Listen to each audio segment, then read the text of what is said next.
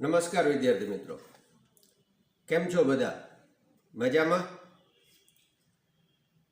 SY cos 1 બ એમાં part બીજો એ શરૂ કરતા પહેલા એક સરસ મજાની ગઝલ તમને બધાને ગમશે. ગઝલના શબ્દો એટલા સરસ છે કે સાંભળવા ગમે અને અત્યારની કડવી વાસ્તવિકતા દર્શાવતી એક ખૂબ જ પ્રચલિત અને બધાને ગમે તેવી ગઝલથી આપણે શરૂઆત કરીએ. કે કોઈ સ્મિતે સ્મિતે સળગે છે, કોઈ સ્મિતે સ્મિતે સળગે છે, કોઈ રડીને દિલ બહેલાવે છે. કોઈ સ્મિતે સ્મિતે સળગે છે, કોઈ રડીને દિલ બહેલાવે છે. કોઈ ટીપે ટીપે તરસે છે, કોઈ જામનવા છલકાવે છે. સંજોગોના પાલવમાં છે બધું મિત્રો, સંજોગોના પાલવમાં છે બધું મિત્રો. દરિયાને ન ઠપકો દેશો, આજ એક તરતો માણસ ડૂબે છે. આજ એક તરતો માણસ ડૂબે છે અને એક લાશ તરીને આવે છે, એક લાશ તરીને આવે છે, એક લાશ તરીને આવે છે. ગઝલમાં તમે જુઓ તો અત્યારની કડવી વિકટ પરિસ્થિતિમાં એક લાશ જે છે એ તરે છે અને તરતો માણસ ડૂબી જાય છે. પણ તમે બધા તો વિદ્યાર્થીઓ ખૂબ જ મહેનતુ છો અને તરીને સામે કાંઠે 100%, એટલે કે પરીક્ષામાં ખૂબ સારી ટકાવારી સાથે સફળતા મેળવશો એવો મને પૂરેપૂરો વિશ્વાસ છે. SYમાં કોર્સ નંબર 1 બ એમાં આપણે પાર્ટ 1માં જર્નલ રાઇટિંગ એના વિશે વાત કરતા હતા. જર્નલ રાઇટિંગમાં આપણે કેટલા મુદ્દા જોયા હતા યાદ કરવું જોઈએ. યાદ આવ્યું? હું યાદ કરાવું છું. પેલું આપણે પ્રસ્તાવના જોઈ હતી. બીજો મુદ્દો જર્નલ રાઇટિંગના હેતુઓ, 2 હેતુઓ બરાબર યાદ કરી લેજો. ત્રીજો મુદ્દો હતો જર્નલ એટલે શું, પરીક્ષા માટે મોસ્ટ ટાઈમથી 1 ગુણમાં પૂછાતો પ્રશ્ન. ચોથી બાબત હતી જર્નલ શા માટે રાખવી જોઈએ, જર્નલ રાખવાના કારણો, જર્નલની ઉપયોગિતા. આપણે 4 મુદ્દા જોયા હતા બરાબર. 4 મુદ્દા પછી આજે આપણે ત્યાંથી આગળ પાર્ટ 2માં 5મા મુદ્દાથી જર્નલ રાઇટિંગના વિભાગમાં આગળ વધીએ. 5મો મુદ્દો છે જર્નલના ભાગો. પ્રશ્ન પૂછી શકે જર્નલના ભાગો કેટલા છે, કયા કયા, 1 કે 2 ગુણમાં પૂછી શકાય એવો પ્રશ્ન અને યાદ રહી જાય એવો પ્રશ્ન છે. તમે બરાબર યાદ રાખવાનો પ્રયત્ન કરજો. જર્નલના મુખ્ય 2 ભાગો છે. એક સાર કે નિષ્કર્ષ, જેને આપણે સમરી કહીએ છીએ. ફરીથી ફર્સ્ટ સાર કે નિષ્કર્ષ, સમરી. બીજું ભાષ્ય કે પ્રતિભાવ, જેને આપણે કોમેન્ટ્રી કહીએ છીએ. તો સમરી અને કોમેન્ટ્રી એટલે કે સાર કે નિષ્કર્ષ અને બીજું ભાષ્ય કે પ્રતિભાવ. તો સાર અને નિષ્કર્ષ અને ભાષ્ય એટલે શું, આ 2 વિભાગો જે છે એની વ્યાખ્યા કે એની સમજૂતી જોતી હોય તો તમે હજી ખૂબ નાના છો, પણ જર્નલ લખવા માટેના આ 2 પાર્ટને જો વળગી રહીએ તો એક સમય એવો બને કે આપણું લખાણ ખૂબ જ અસરકારક બનતું થાય. અને તમે પ્રયત્ન કરજો, તમારો તો અભ્યાસક્રમનો પાર્ટ છે, એક આખો કોર્સ આ જર્નલ રાઇટિંગ રિલેટેડ છે બરાબર. તો સાર કે નિષ્કર્ષ એટલે શું, સમરી એટલે શું? લખાણનો એક મુખ્ય મુદ્દો છે જે ખૂબ સંક્ષિપ્તમાં ટૂંકમાં રજૂ કરવામાં આવે છે અને સમગ્ર લખાણમાંથી 2 કે 4 વિધાનો સ્વરૂપે એ રજૂ થાય છે. આ મુદ્દો જે છે, હવે પછીનું લખાણ જે છે એ લેખક, જર્નલ લખનાર શા માટે લખે છે એ દર્શાવે છે આ સાર કે નિષ્કર્ષ. સમસ્યા શું છે, તેને ઉકેલવા માટે શું પ્રયાસ કરી રહ્યા છે, એનું શું તારણ હશે, આ બધી બાબતો જે છે એ સાર કે નિષ્કર્ષમાં સમાવેશ થાય છે. લખનાર શું સાબિત કરવા માંગે છે, દાખલા તરીકે હું લખતો હોય જર્નલ, તો હું શું સાબિત કરવા માંગુ છું તે સાર દર્શાવે છે, તે નિષ્કર્ષ દર્શાવે છે. આ તારણ કે આ સારરૂપ બાબત યોગ્ય છે કે કેમ એના પુરાવાઓ કે દલીલ આમાં રજૂ થાય છે. અને આ એક કૌશલ્ય સભર પ્રક્રિયા છે, સ્કિલ બેઝડ પ્રોસેસ છે. અને તમે બધાએ આ પ્રક્રિયા જે છે એમાં કૌશલ્ય પ્રાપ્ત કરવાનું છે. તો સાસ કે નિષ્કર્ષ કે સમરી એની આટલી જ સમજૂતી. હવે આપણે જોઈએ કે ભાષ્ય એટલે પ્રતિભાવ, કોમેન્ટ્રી ક્રિકેટમાં આપણે જોઈએ છીએ કે રમતનું વિસ્તૃત વર્ણન બોલીને કરવામાં આવે છે એને આપણે કોમેન્ટ્રી કહીએ છીએ. તો કોમેન્ટ્રી જે છે એમાં આ જે છે એ સાર વિભાગને અનુલક્ષીને જ હોય છે. આગળ આપણે જોયું સાર કે નિષ્કર્ષ એને અનુલક્ષીને જ હોય છે, એની સાથે રિલેટેડ જ હોય છે, એને સંબંધિત જ હોય છે, એને અનુલક્ષીને જ હોય છે. દલીલો કે સારનું મૂલ્યાંકન આ વિભાગમાં કરવામાં આવે છે. મૂલ્યાંકનનો વિભાગ છે આ. સાર કે નિષ્કર્ષ જે છે એનું મૂલ્યાંકન અહીંયા કરવામાં આવે છે. દલીલો કે વિચારો સાથે સહમત કે અસહમત છો એ જ આમાં દર્શાવવાનું નથી, પણ તમારા પોતાના વિચારો કે અભિપ્રાયો પણ અહીં આપવાના છે. આ ભાષ્યમાં, આ પ્રતિભાવમાં, આ કોમેન્ટ્રીમાં માત્ર સહમત અસહમત એવું નથી, આપણા પોતાના વિચારો કે પ્રતિભાવો જે છે એ પણ આમાં બતાવવાના છે. તમારા પોતાના વિચારો, નવા વિચારો એ પણ અહીંયા રજૂ કરી શકીએ છીએ. અહીંયા આપણા પોતાના મંતવ્યો પણ આમાં રજૂ કરી શકીએ છીએ. વિચારોના વિવેચનની એટલે કે ટિપ્પણીથી એના વિશે કોમેન્ટ કરવાથી કોઈ ડરવાની કે ગભરાવાની જરૂર નથી. અહીંયા વિના સંકોચે નિખાલસ રીતે આપણે સાર કે નિષ્કર્ષ જે છે એનું મૂલ્યાંકન કરી શકીએ છીએ, ટિપ્પણી કરી શકીએ છીએ, ને એના માટે કોઈ ગભરાવાની જરૂર નથી. અહીંયા અંગત વિચારોને, આપણા જીવનના પ્રસંગોને પણ અનુલક્ષીને મુક્ત રીતે આમાં રજૂ કરી શકીએ છીએ. તમારા લખાણ આ જે છે આ વિભાગની અંદર, કોમેન્ટ્રીની અંદર તમારું એટલે કે આપણું લખાણ જેટલું ઇન્ટરેસ્ટિંગ હશે, રસપ્રદ હશે, વાંચનારને એટલી જ મજા આવશે. તો અહીંયા સાર કે નિષ્કર્ષ પહેલા આવે છે, એને અનુલક્ષીને જે છે એ પ્રતિભાવ કે ભાષ્ય કોમેન્ટ્રી જે છે એમાં મૂલ્યાંકન થાય છે. એ થોડુંક વિસ્તૃત હોય છે, સાર કે નિષ્કર્ષ સંક્ષિપ્ત હોય છે. આ બે પાર્ટ જર્નલના છે, બે ભાગો છે. ફરીથી યાદ રાખજો, 2 ગુણ માટે 1 ગુણ માટે પૂછાતો પ્રશ્ન. જર્નલના કેટલા ભાગો પડે છે? તો કે 2 ભાગો. કયા કયા? તો કે ભાઈ પહેલો સાર કે નિષ્કર્ષ જેને સમરી કહેવાય છે. બીજું ભાષ્ય કે પ્રતિભાવ જેને કોમેન્ટ્રી કહેવામાં આવે છે. એના પછીના મુદ્દામાં નીચે તમે જુઓ તો જર્નલ લખાણનો મહાવરારૂપ 5 પ્રશ્નો જે છે બતાવ્યા છે. એ આપણે આગળના મુદ્દામાં સમાવેશ થાય છે, એટલે ત્યાં એની આપણે ચર્ચા કરીશું. હવે પછીનો આ 5મો મુદ્દો જે છે એ જર્નલના ભાગો જોઈએ. એના પછી 6થા મુદ્દા ઉપર આપણે જઈએ. 6થો મુદ્દો જે છે જર્નલ લેખન માટે જરૂરી બાબતો. 3 ગુણમાં પૂછાતો પ્રશ્ન છે આ. જર્નલ લેખન માટે જરૂરી બાબતો વર્ણવો, અથવા જર્નલ લેખનની 3 જરૂરી બાબતોનું વિસ્તૃત વર્ણન કરો. 3 ગુણ 3 મુદ્દા.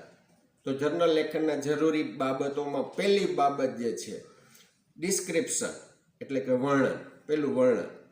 નામ ઉપરથી જ ખ્યાલ આવી જાય કે આમાં કંઈક વર્ણન કરવાનું રહેતું હશે, કંઈક એના વિશે છણાવટ કરવાની રહેતી હશે. આપણે જોઈએ મુદ્દાની અંદર શું છે કે વ્યક્તિ, પ્રવૃત્તિ, સ્થળ, વિચાર, પ્રસંગ, ઘટનાનું સ્પષ્ટ વર્ણન આમાં કરવામાં આવે છે. ફરીથી વ્યક્તિ, પ્રવૃત્તિ, સ્થળ, વિચાર, ઘટના એનું સ્પષ્ટ વર્ણન આમાં થાય છે. સ્પષ્ટ ચિત્ર રજૂ થાય તેવી રીતે આમાં વર્ણન કરવું. તમે જોજો, એમ આપણે નોવેલ વાંચીએ એમાં લેખક જે છે એ કેવું વર્ણન કરે. રાતના 12 વાગેલા હતા, ગાઢ અંધારું હતું, સુમસામ રસ્તો હતો, અચાનક લાઇટ જતી રહી, વરસાદ જે છે, વીજળીના ચમકારા, એક ગાડી ઝડપથી સુસવાટા સાથે ફૂલ સ્પીડમાં નીકળવા લાગી અને અવાજ જોરદાર થયો. આપણને એમ થાય કે એ જગ્યાએ આપણે પોતે ખુદ હોય. આખું ચિત્ર એ નોવેલ લખનાર, ઘટના લખનાર લેખક આપણી સમક્ષ ઊભું કરી દે. તો સ્પષ્ટ ચિત્ર રજૂ થાય, ક્લિયર રજૂ થાય એવું આપણું વર્ણન હોવું જોઈએ. વર્ણનને સમર્થન આપતા પુરાવાઓનો ઉલ્લેખ કરી શકાય અને એને જોડી શકાય. વર્ણનમાં જે બાબત જે છે એનો આપણે ઉલ્લેખ કર્યો હોય છે, એના જે પુરાવા હોય છે એ સાથે આની સાથે પાછળ આપણે જોડી શકીએ છીએ. અગાઉ વર્ણન આવી ગયું છે અને ફરીથી એ વર્ણન આમાં કરવાનું થાય છે આપણે, તો ત્યારે એ રિપીટ લખાણ ટાળવું. ખાલી સંદર્ભ આપી દીધો કે ભાઈ આપણે શાળા વિશે વાત કરતા હતા, અમારી શાળા કેવી છે એ આપણે અગાઉ આ મુદ્દામાં જોઈ ગયા છીએ. બરાબર. એટલે વાંચનાર જે છે એને રિપીટેશન ન થાય, આપણે મહેનત ન કરવી પડે અને એકને એક વસ્તુ ફરીથી પુનરાવર્તિત ન થાય. ખાલી સંદર્ભ આપી દેવાય કે આગળ આ જગ્યાએ ચર્ચા થઈ ગઈ છે, તો અગાઉનું વર્ણન કર્યું છે તેનું ફરીથી વર્ણન ન કરતા માત્ર સંદર્ભ આપો. તો ડિસ્ક્રિપ્શન એટલે કે વર્ણન એ મુદ્દામાં માત્ર આટલું જ. એના પછી આપણે વિશ્લેષણ, એનાલિસિસ. વિશ્લેષણ એટલે શું? છૂટું પાડવું, વર્ગીકરણ કરવું. આપણે નાના ધોરણમાં બાળકોને કલરના આધારે વસ્તુઓ જુદી પાડવાનું કામ સોંપીએ છીએ, આકારના આધારે વસ્તુઓ છૂટી પાડવાનું કામ સોંપીએ છીએ, અને તમે બધા એમાંથી પરિચિત છો. અહીંયા જર્નલમાં જોઈએ તો વિશ્લેષણ, એનાલિસિસ એ મુદ્દામાં શું આવે છે? તો ભાઈ પ્રવૃત્તિઓ, પ્રસંગો અને વર્તનો એનું વિશ્લેષણ કરવામાં આવે છે. વ્યક્તિની પ્રવૃત્તિ, પ્રસંગો અને એના વર્તનો એને વિશ્લેષણ એટલે કે વિભાગ પાડવામાં આવે છે, એનું વર્ગીકરણ કરવામાં આવે છે, તો જ આપણે એને સમજી શકશું. બીજું, ફરજો, કાર્યો અને આપણને મળેલું પ્રોત્સાહન એટલે કે તમને મળેલું પ્રોત્સાહન, તક, વિશિષ્ટ કાર્ય વગેરેનો ઉલ્લેખ આ વિશ્લેષણના મુદ્દામાં થાય છે. ફરીથી, ફરજો, કાર્યો, તમને મળેલું પ્રોત્સાહન, તક, વિશિષ્ટ કાર્યો વગેરેનો ઉલ્લેખ જે છે આ વિશ્લેષણના મુદ્દામાં થાય છે. જર્નલ લેખન માટે જરૂરી બાબતોમાં પહેલું આપણે વર્ણન જોયું, બીજું વિશ્લેષણ અને છેલ્લું અર્થઘટન, ઇન્ટરપ્રિટેશન. અર્થઘટન એટલે કંઈક અર્થ તારવી શકાય એવી બાબતની પ્રવૃત્તિ એટલે અર્થઘટન, એવી બાબતની રજૂઆત એટલે અર્થઘટન. એમાં કયા મુદ્દાનો સમાવેશ થાય છે? કે ભાઈ વ્યક્તિમાં જોવા મળેલ મૂલ્યોમાં ફેરફારની નોંધ આમાં કરવાની. કે વ્યક્તિ જે છે એ જે મૂલ્યો, એ જે માન્યતાઓ, એ જે બિલીવ ધરાવતો હતો એમાં કોઈ ચેન્જ થયું, કંઈ ફેરફાર થયો? તો એ ફેરફારની નોંધ આ મુદ્દામાં, અર્થઘટનના મુદ્દામાં આવે છે. બીજી જોઈએ બાબતો, તો કે આપણે જે ઉદ્દેશ્ય કે સિદ્ધિ કલ્પેલી, ધારણા બાંધેલી, એની દ્રષ્ટિએ ઘટના જે છે એને આકારવી, એની એ કમ્પેરિઝનમાં ઘટના જે છે એનું મૂલ્યાંકન કરવું એટલે અર્થઘટન.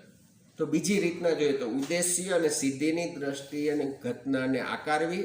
અને છેલ્લો મુદ્દો આની અંદરનો એવો છે કે કાર્ય પૂર્તિની નોંધથી આ વિભાગ પૂર્ણ કરવો.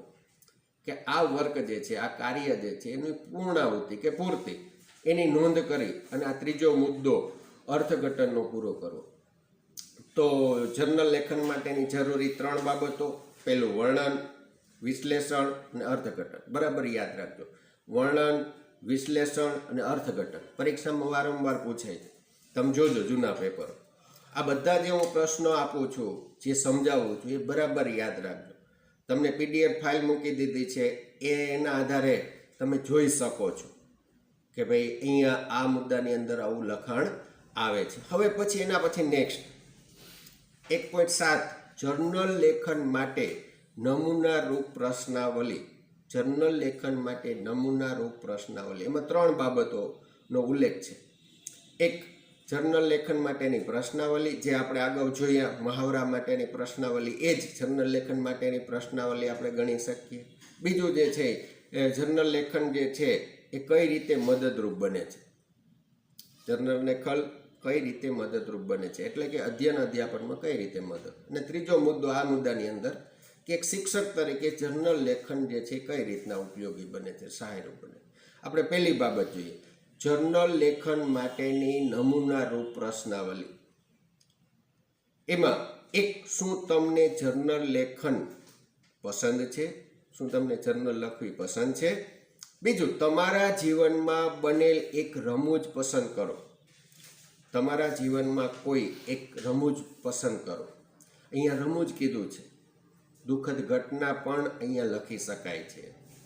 તમારી સાથે શું બન્યું હતું તેનું લખાણ કરો. કોઈ ઘટના શા માટે બની એના વિશે પણ જર્નલ લખી શકાય. કોઈ પણ સમસ્યા, કોઈ પણ પ્રશ્ન, કોઈ પણ બાબત, કોઈ પણ વિશિષ્ટ ઘટના, એ આપણા જર્નલ લેખન માટેની પ્રશ્નાવલી કે પ્રશ્ન કે સમસ્યા બની શકે છે. તો અહીંયા જે નમૂનારૂપ જે છે, મહાવરારૂપ પ્રશ્નો જે છે, એ અગાઉના મુદ્દામાં 1.5માં જે આવતું હતું, એ ખરેખર અહીંયા જર્નલ લેખન માટેની પ્રશ્નાવલીમાં ઉલ્લેખ આપણે કરી શક્યા છીએ, અને એ અહીંયા જ કરી શકાય. એના પછીનો બીજો મુદ્દો અહીંયા છે કે શું જર્નલ લેખન મદદરૂપ બને છે? તમારા મોડ્યુલમાં માત્ર આટલું છે, હું એમાં ઉમેરું છું કે પરીક્ષામાં તમને એવો પ્રશ્ન પૂછે કે શું જર્નલ લેખન અધ્યયન અધ્યાપન પ્રક્રિયામાં મદદરૂપ બને છે? તો આ જ જવાબ આવશે. ઓમાં ખાલી મદદરૂપ બને છે એવું છે, પણ પ્રશ્નમાં અધ્યયન અધ્યાપન, કારણ કે બધા મુદ્દા અધ્યયન અધ્યાપનને રિલેટેડ છે. આપણે જોઈએ એમ તમે શું શીખ્યા એ શોધવા માટે જર્નલ ઉપયોગી છે. તમે કેટલું શીખ્યા છો, કેટલું યાદ રહ્યું છે, કેટલું આવડ્યું છે, શું પરિણામ જોવા મળ્યું છે, એના વિશેની માહિતી એમાં મદદરૂપ જે છે એ જર્નલ થાય છે. અધ્યયનના હેતુઓ પૂર્ણ કરવા માટે કોઈ પણ બાબતો જે છે એનો હેતુ હોય છે. અત્યારે તમે મને સાંભળો છો તો એનો એક હેતુ છે પરીક્ષાલક્ષી, કે પરીક્ષામાં આ પ્રશ્ન પૂછાશે તો આપણે લખવાનું છે, યાદ રાખશું. તો દરેક બાબત જે છે એનો કંઈક હેતુ હોય છે. તો અધ્યયનના હેતુઓ પૂર્ણ કરવા માટે પણ જર્નલ ઉપયોગી છે. 3 બાબત. તમે શું શીખ્યા તે માપવા માટે, તો માપનમાં પણ ઉપયોગી છે જર્નલ, કે તમે શું શીખ્યા છે એ માપવું હોય ત્યારે જર્નલ જે છે એ ઉપયોગી બને છે, સહાયરૂપ બને છે. જે શૈક્ષણિક સાધનો વાપર્યા છે એના મૂલ્યાંકન માટે, જે TLM વાપર્યા છે, જે શૈક્ષણિક સાધનોનો સહારો લીધો છે, એ બાબતો જે છે એનું માપન કરવા માટે પણ, એનું મૂલ્યાંકન કરવા માટે પણ જર્નલ જે છે એ સહાયરૂપ બને છે.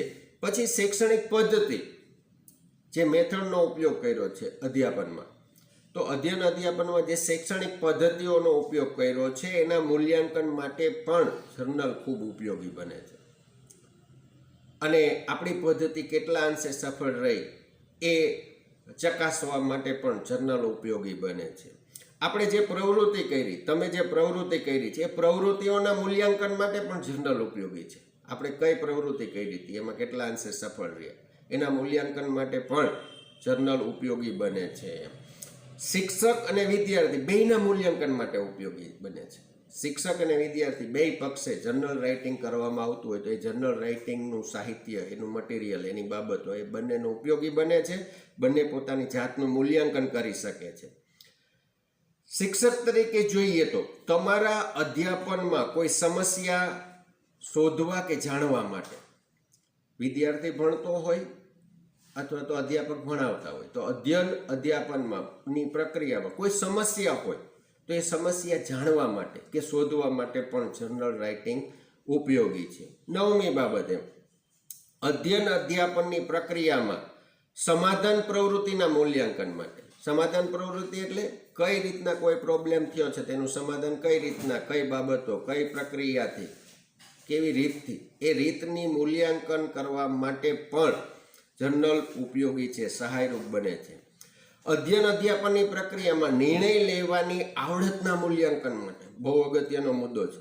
શિક્ષક પક્ષે અને વિદ્યાર્થી પક્ષે ડિસિઝન મેકિંગ, નિર્ણય લેવાની પ્રક્રિયા, કઈ રીતના કેવો નિર્ણય લેવો, જે સારી રીતના સફળતાપૂર્વક ને ઝડપથી નિર્ણય અધ્યયન અધ્યાપન પ્રક્રિયામાં લઈએ એ વિદ્યાર્થી સફળ થાય છે ને શિક્ષકે સફળ થાય છે. ને આપણે જોઈએ છે કે અમુક શિક્ષકો જે છે એનામાં આવડત આ જબરજસ્ત હોય, અમુક વિદ્યાર્થીમાં આ આવડત જબરજસ્ત હોય, નિર્ણય ઝડપથી લેતા હોય છે કે શું કરવું. તો અહીંયા જે છે એ અધ્યયન અધ્યાપનની પ્રક્રિયામાં નિર્ણય લેવાની આવડત જે છે એનું મૂલ્યાંકન કરવામાં જર્નલ રાઇટિંગ જે છે એ સહાયરૂપ કે મદદરૂપ થાય છે. એના પછીનો 11મો મુદ્દો જે છે, અધ્યયન અધ્યાપનની પ્રક્રિયામાં અધ્યાપનમાં સફળતાપૂર્વકના મુદ્દાઓની પસંદગી માટે. કયા સહેલા મુદ્દા છે, સફળતાપૂર્વક ઝડપથી વિદ્યાર્થીને સમજાવી શકાય છે ને વિદ્યાર્થી સમજી જાય છે, એને સફળતાપૂર્વકના મુદ્દા કહેવામાં આવે છે. તો આવા સફળતાપૂર્વકના મુદ્દાઓ જે છે એને શોધવા માટે, એની પસંદગી કરવા માટે જર્નલ ઉપયોગી બને. એના પછીનો જે છે એ 12મો મુદ્દો એમ કે તમારા અધ્યાપનમાં અસફળતાપૂર્વકના મુદ્દાઓની પસંદગી કરવા માટે. આપણને એમ થાય અસફળતા એટલે શું, ખરેખર આ શબ્દ જે છે એ ખોટો પસંદ થઈ ગયો છે અથવા અયોગ્ય પસંદ થઈ ગયો. બીજી રીતના કહીએ તો જે શીખવાડવો અને શીખવું કઠિન મુદ્દો, જેમાં સફળતા નથી મળતી, એવા અસફળતાપૂર્વકના મુદ્દાઓ જે છે એને જાણવા માટે કે એને પસંદ કરવા માટે, કારણ કે તો જ એને ફરીથી સફળતાપૂર્વકના મુદ્દામાં આપણે ફેરવી શકીશું. અને છેલ્લો મુદ્દો, અધ્યયન અધ્યાપનની પ્રક્રિયામાં જર્નલ કેમ સહાયરૂપ બને છે એનો 13મો અને છેલ્લો મુદ્દો જે છે કે નવા મુદ્દાઓની પસંદગી કરવા માટે, કોઈ પણ બાબતના નવા મુદ્દાની, નવી પદ્ધતિની, નવી રીતની, નવા વિષય વસ્તુની. તો અહીંયા છેલ્લો મુદ્દો છે નવા મુદ્દાઓની પસંદગી કરવા માટે પણ જર્નલ રાઇટિંગ જે છે ખૂબ જ સહાયરૂપ બને છે. તો મિત્રો, જર્નલ માટેના નમૂના પ્રશ્નાવલીનો પહેલો પેટા મુદ્દો જોયો. બીજો, અધ્યયન અધ્યાપનની પ્રક્રિયામાં જર્નલ રાઇટિંગ કઈ રીતના સહાયરૂપ બને છે એના 13 મુદ્દા જોઈએ. હવે એના પછીનો ત્રીજો પેટા મુદ્દો જે છે, એક શિક્ષક તરીકે શું જર્નલ રાઇટિંગ તમને મદદરૂપ બનશે? આ પ્રશ્ન જુદી રીતના પછી કે શિક્ષક તરીકે જર્નલ રાઇટિંગની ઉપયોગિતા જણાવો. એક શિક્ષકને જર્નલ રાઇટિંગ ક્યાં ક્યાં ઉપયોગી બને છે જણાવો. જર્નલ લેખન તમને શિક્ષક તરીકે ક્યાં ઉપયોગી બનશે એનું વર્ણન કરો. આ બંને પ્રશ્નો જે છે અગાઉ અધ્યયન અધ્યાપનની પ્રક્રિયામાં જર્નલની સહાયરૂપ ભૂમિકા અને એક શિક્ષક તરીકે, આ બે પ્રશ્નો પરીક્ષામાં વારંવાર પૂછાતા છે. આપણે જોઈએ એક શિક્ષક તરીકે તમે શિક્ષકના વ્યવસાયમાં SYDLED પૂરું કરી અને પછી આગળ ટીચર તરીકે જોડાશો ત્યારે આ ઉપયોગી બનશે. અને અમે અત્યારે શિક્ષકના વ્યવસાયમાં જ છીએ એટલે અમને પણ ઉપયોગી બનશે. તો આ પણ આ બે માટે ઉપયોગી એવો આ મુદ્દો. અને જે છેલ્લો મુદ્દો છે એના વિશે આપણે વાત કરી. એક શિક્ષક તરીકે સ્વયંને વિકસાવવા માટે જર્નલ રાઇટિંગ જે છે, સ્વયંને એટલે પોતાની જાતને, સેલ્ફને, સ્વને એને વિકસાવવા માટે, એને ડેવલપ કરવા માટે જર્નલ ખૂબ ઉપયોગી બને છે. હું જર્નલ લખતો હોય તો જેમ જેમ જર્નલ લખીશ એમ મારા વ્યક્તિત્વમાં, મારા સ્વમાં, મારી જાતમાં કંઈક ચેન્જ આવશે, કંઈક ફેરફાર આવશે, ડેવલપમેન્ટ થશે. તો પેલી સહાયરૂપ ભૂમિકા અથવા મદદરૂપ ભૂમિકા એ છે કે આપણને આપણી જાતને એટલે કે સ્વયંને વિકસાવવામાં જર્નલ ઉપયોગી બને છે. 7 મુદ્દા છે આના. બીજો મુદ્દો જોઈએ, એક શિક્ષક તરીકે સ્વયંને સુધારવા માટે, જાણી તો લીધું મારામાં આ ખામી છે ખબર પડી ગઈ, પણ એને જો ફેરફાર કે સુધારવામાં નહીં આવે તો ફાયદો નહીં મળે. દાખલા તરીકે મેં જર્નલ લખી હોય, જર્નલની ઉપયોગિતામાં આપણે જોયું હતું અન્યને સ્પર્શવા માટે પણ જર્નલ ઉપયોગી છે. મારી જર્નલ કોઈક સ્ટાફ મેમ્બરે વાંચેલી, પ્રિન્સિપાલે વાંચેલી અને એ જોવે અને એ પ્રતિભાવ આપે કે ભાઈ યોગેશભાઈ, તમે જે જર્નલ લખો છો ને, તમારા અક્ષરો જે છે ને એ એટલા અસરકારક નથી, વર્ણન ખૂબ સારું છે. તો આ કોમેન્ટ જે છે એ જર્નલ રાઇટિંગનો એક પાર્ટ છે. મને એવું થશે કે મારું લખાણ ખૂબ અસરકારક છે પણ અક્ષરોને હિસાબે અસરકારકતા ઘટે છે. તો મારા સ્વયંને વિકસાવવા માટે એ મર્યાદાને સુધારવી પડશે. અને હું અક્ષર સુધારીશ તો એક પાસું સુધારણાનું કે સ્વયંની મર્યાદા મેં જાણી અને બીજું જે છે એ સુધારવાનો પ્રયત્ન કર્યો. તો એક શિક્ષક તરીકે સ્વયંને સુધારવામાં જર્નલ રાઇટિંગ ખૂબ મદદરૂપ બને છે. ત્રીજી બાબત, તમારા વિધાયક ગુણો શોધવા માટે, તમારા કે મારા ગમે આમાં તમારા શબ્દ આવે છે એટલે એવું તમને જ લાગુ પડે એવું નથી. તો એક શિક્ષક તરીકે તમારા પોઝિટિવ પોઈન્ટ, વિધેયાત્મક ગુણો, હકારાત્મક ગુણો શોધવા માટે આપણી અંદર સારી બાબતો કઈ કઈ છે. હું તો એવું કહું છું, ક્યારેક એકલા હોય ત્યારે વિચારવું કે હું કેવો છું કે હું કેવી છું, મારી સારી બાબતો કઈ કઈ છે, મારા સારા મુદ્દાઓ ક્યાં ક્યાં છે, સારા પાસા ક્યાં ક્યાં છે. અને એક વસ્તુ કહી દઉં વિદ્યાર્થી મિત્રો, આપણું મૂલ્યાંકન દુનિયાનો શ્રેષ્ઠ મૂલ્યાંકનકાર જે છે એ સાચી રીતના નહીં કરી શકે જેટલું આપણે આપણી જાતનું સાચું મૂલ્યાંકન કરશું. દુનિયા આપણને જે માનતા હશે એવા આપણે ન પણ હોઈએ. તો આપણી જાતનું શ્રેષ્ઠ મૂલ્યાંકન આપણે પોતે જ કરી શકીએ. તમારા 3 કલાકના પેપરના આધારે અમે ગુણ આપીએ છીએ, એ તમારું સમગ્ર મૂલ્યાંકન છે જ નહીં. તમારા મમ્મી પપ્પા તમારું મૂલ્યાંકન કરે છે એ પણ શ્રેષ્ઠ કે સંપૂર્ણ મૂલ્યાંકન છે જ નહીં. પણ તમે તમારી જાતનું મૂલ્યાંકન કરો, એ જ મૂલ્યાંકન સાચું છે, એ જ શ્રેષ્ઠ છે. અને એમાં તટસ્થ રહેવાનું, એમાં પૂર્વગ્રહ સાથે મૂલ્યાંકન નહીં કરવાનું. તો એનું સારું પરિણામ મળશે. તો વિધેયાત્મક ગુણો શોધવા માટે જર્નલ એ ખૂબ જ ઉપયોગી બને છે. એક શિક્ષક તરીકે તમારી શક્તિઓની શોધમાં જર્નલ રાઇટિંગ ઉપયોગી બને છે. એક શિક્ષક તરીકે આપણી અંદર કેવી કેપેસિટી છે, એલિજિબિલિટી, શક્તિઓ કેવી છે, આપણી સારી બાબતો, પાવરફુલ બાબતો, આપણી શક્તિઓ એ કઈ કઈ છે એ શોધવામાં જર્નલ રાઇટિંગ એ ખૂબ જ ઉપયોગી બને છે. પાંચમી બાબત, એક શિક્ષક તરીકે આપણી કે તમારી નબળાઈઓ શોધવા માટે. દરેક વ્યક્તિમાં નબળાઈ હોય અને એ નબળાઈને શોધવી ખૂબ અઘરી છે, કારણ કે નબળાઈ આપણને ગમતી નથી. એવું કહે છે કે જે આપણી નબળાઈ દર્શાવે ને એ જ સાચો મિત્ર છે. વખાણ તો બધા કરે, પણ નબળું કે નબળાઈ કે મર્યાદાઓ જણાવે, કારણ કે આપણે જાણશું તો જ સુધરશું. અને એને હિસાબે જ આપણને ઘણી વખત શિક્ષક તરફ અભાવો થાય છે. મમ્મી નથી ગમતી, પપ્પા નથી ગમતા, ટીચર નથી ગમતા, મોટા ભાઈ બહેન નથી ગમતા. કારણ શું છે કે ભાઈ આપણી મર્યાદા કે નબળાઈ કહે છે. બાકી તો બીજા લોકો વખાણ કરે છે, બહુ મજા આવે. વાસ્તવિકતા આ છે. તો જર્નલ રાઇટિંગ જે છે એના સહાયરૂપ બાબતોમાં એક શિક્ષક તરીકે તમારી નબળાઈઓની શોધમાં એ ઉપયોગી બને છે જર્નલ રાઇટિંગ. છેલ્લા બે મુદ્દાઓ જોઈએ. 6 નંબર, એક સારા, અભિરુચિપ્રદ અને સર્જનશીલ શિક્ષક બનવા માટે. સારા, રસપ્રદ એટલે કે અભિરુચિપ્રદ અને સર્જનશીલ, ક્રિએટિવિટીવાળા ટીચર બનવા માટે જર્નલ ખૂબ ઉપયોગી બને. અને વિદ્યાર્થી મિત્રો, જર્નલ લખતા હોય ત્યારે ધીમે ધીમે આપણામાં સુધારો આવે છે, મર્યાદાઓ દૂર થાય છે, આપણે આપણી જાતને ઓળખીએ છીએ, નવી નવી બાબતો કરવાનું મન થાય છે, આપણને આપણા વ્યક્તિત્વ વિશેની ઘણી એવી બાબતો જાણ થાય છે જે આપણને ખબર ન હોય.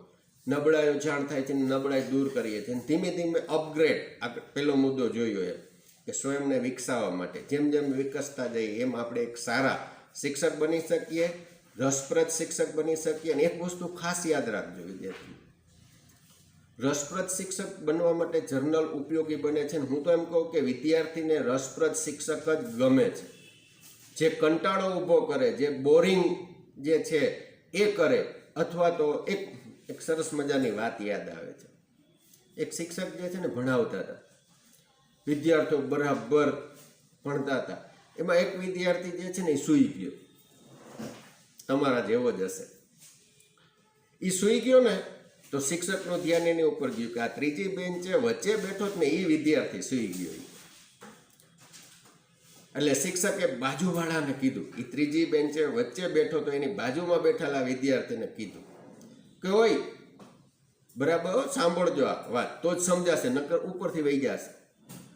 એણે પેલા ત્રીજી બેન્ચે વચ્ચે સૂઈ ગયેલા વિદ્યાર્થીની બાજુમાં બેઠેલા વિદ્યાર્થીને કીધું કે ઓલો ડફોડ સૂઈ ગયો છે, એ કે ઉઠાડતો, એને ઉઠાડતો. પેલો વિદ્યાર્થી જે છે જેને શિક્ષકે પૂછ્યું કે આ વચ્ચેનો વિદ્યાર્થી સૂઈ ગયો, એને તું ઉઠાડતો, એ સૂઈ ગયો ડફોડ, જોતો. પેલાનો જવાબ બરાબર સાંભળજો. એને શું કીધું ખબર? કે સાહેબ સુવડાવો છો તમે અને ઉઠાડવાનું મારે, તમે સુવડાવી દો છો ને મારે ઉઠાડવાનો. અને વાત સાચી છે વિદ્યાર્થી મિત્રો. જો શિક્ષક રસપ્રદ રીતે ભણાવતો હશે, તો વિદ્યાર્થી જે છે એ ઊંઘી નહીં જાય, એને નીંદર નહીં આવે. અને એક શિક્ષક તરીકે રસપ્રદ બનશું તો 100% આપણે તાસમાં, આપણા અધ્યાપનમાં સામે બેઠેલો વિદ્યાર્થી ક્યારેય ઊંઘી નહીં જાય. અને એમાં જર્નલ રાઇટિંગ ઉપયોગી બને છે રસપ્રદ શિક્ષકમાં. અને સર્જન, ક્રિએટિવિટી એ તો ખૂબ જરૂરી છે શિક્ષક તરીકે. અને જર્નલ રાઇટિંગ એમાં પણ ખૂબ ઉપયોગી બને છે. અને તમારે જુદા જુદા TLMમાં એ કામ કરવાનું છે, ક્રિએટિવિટી બતાવવાની છે. જુદા જુદા શૈક્ષણિક સાધનો જે કલરફુલ હોય, જે જોઈ શકાય, સાંભળી શકાય, સ્પર્શી શકાય, મજબૂત હોય, આકર્ષક હોય, વિદ્યાર્થીને મજા આવે, જેમાં નવીનતા હોય, આ બધી બાબતોમાં જર્નલ રાઇટિંગ એ ઉપયોગી બનશે. એક શિક્ષક તરીકે જર્નલની ઉપયોગિતામાં છેલ્લો મુદ્દો, અસરકારક શિક્ષકની લાક્ષણિકતાઓની શોધમાં અને એ વિકસાવવામાં. ઇફેક્ટિવ ટીચર, 21મી સદીમાં અત્યારે નવો શબ્દ ઇફેક્ટિવ ટીચર, અસરકારક શિક્ષક. અસરકારક શિક્ષક બનવું એ ખૂબ અઘરું છે, અશક્ય નથી. તમે ડેવલપ કરશો, તમારી જાતને સુધારશો, 100% અસરકારક શિક્ષક તમે અને હું ને આપણે બધા બની શકીએ. પણ પરિશ્રમ કરવો પડે ને પરિશ્રમનું એક સાધન એક જર્નલ રાઇટિંગ છે કે જેના દ્વારા આપણે અસરકારક ઇફેક્ટિવ ટીચર બની શકીએ છીએ, આપણે અસરકારક શિક્ષક બની શકીએ છીએ. અને અસરકારક શિક્ષક જે છે એવો હોય છે કે જે વિદ્યાર્થીમાં ખૂબ લોકપ્રિય હોય, વિષય વસ્તુને ન્યાય આપી શકે, હેતુઓ જે છે એ પૂરી રીતના સિદ્ધ કરી શકે. તો આવી રીતના એક શિક્ષક તરીકે જર્નલ લેખન જે છે એ કેવી રીતના સહાયરૂપ બને છે એના 7 મુદ્દા ફરીથી એક શિક્ષક તરીકે સ્વયંને વિકસાવવા માટે, સુધારવા માટે, વિધાયક ગુણ શોધવા માટે, તમારી શક્તિઓની શોધ કરવા માટે, તમારી નબળાઈઓની શોધ કરવા માટે, એક સારા અભિરુચિ સર્જનશીલ શિક્ષક બનવા માટે અને છેલ્લો અસરકારક શિક્ષકની લાક્ષણિકતાઓ શોધવા માટે અને એનો અમલ કરવા માટે. તો વિદ્યાર્થી મિત્રો, આ 7 મુદ્દા સાથે આ મુદ્દો પૂરો થાય છે. અને છેલ્લે એક સ્વાધ્યાયનો મુદ્દો છે. સ્વાધ્યાયમાં જે છે 12 જેટલા પ્રશ્નો છે. પ્રશ્નોના પ્રકારોમાં જોઈએ તો અતિ ટૂંક જવાબી અને સવિસ્તાર, આ 3 પ્રકારના 12 પ્રશ્નો છે.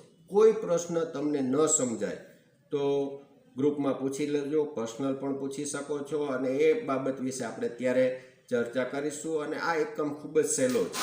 અહીંયા આપણે આ એકમ નહીં પણ પાઠ જર્નલ રાઇટિંગ પહેલો વિભાગ વિભાગ 1 જર્નલ રાઇટિંગમાં જે છે એ આપણે અહીંયા આ 7 મુદ્દા સાથે સમાપન કરીએ છીએ. ત્યારે સ્વાધ્યાયના પ્રશ્નોમાં કોઈ મુશ્કેલી હોય તો તમે પૂછજો. તો અહીંયા આપણે ટોટલ કેટલા મુદ્દાઓ ઘણા જોઈએ. પ્રસ્તાવના, હેતુઓ, જર્નલ એટલે શું, પછી જર્નલ એટલે શું, એના પછી આપણે જોઈએ તો જર્નલ કેવી રીતના ઉપયોગી બને છે, શા માટે રાખવી જોઈએ, પછી જર્નલના ભાગો, પછી જર્નલ લેખન માટે જરૂરી બાબતો, પછી જર્નલ લેખન માટે નમૂનારૂપ પ્રશ્નાવલી, એમાં નમૂનારૂપ પ્રશ્નો, બીજું જર્નલ લેખન અધ્યયન અધ્યાપનમાં કેમ ઉપયોગી બને છે અને એક શિક્ષક તરીકે કેમ ઉપયોગી બને છે, છેલ્લે સ્વાધ્યાયના પ્રશ્નો. આટલી આપણે ચર્ચા કરી. આપણે ટોટલ આટલા 8 જેટલા મુદ્દાઓની ચર્ચા કરી. અહીંયા સમાપન કરતી વખતે આપ સૌને જર્નલ જે છે એ લખજો. ભલે ભૂલો પડે, ભલે એમાં ખોટું લખાઈ જાય, સાતત્ય સભર લખાણ ન હોય તો કોઈ પણ ડર કે સંકોચ વગર જર્નલ લખવાનું શરૂ કરજો. ભલે ભૂલો પડે, તમને મજા આવશે. અને અહીંયા જે કીધું આટલા બધા મુદ્દાઓ જે છે એમાંથી થોડોક પણ લાભ મળશે તો જર્નલ રાઇટિંગ એ આપણા માટે ખૂબ જ સફળ કાર્ય ગણાશે, સફળ પ્રવૃત્તિ ગણાશે. અને છેલ્લે જર્નલ રાઇટિંગ કે જેમાં લખાણ સાથે જોડાયેલો આ એકમ જે છે ત્યારે એક પંક્તિ સાથે આપણે આપણો આ વિડીયો લેસન પૂરું કરીએ કે लिखो तो ऐसे लिखो कि कलम रोने पे मजबूर हो जाए. लिखो तो ऐसे लिखो कि कलम रोने पे मजबूर हो जाए. अपने अल्फाजों से दर्द इतना लिखो कि वो गजल होने पे मजबूर हो जाए. नमस्कार विद्यार्थी मित्रों.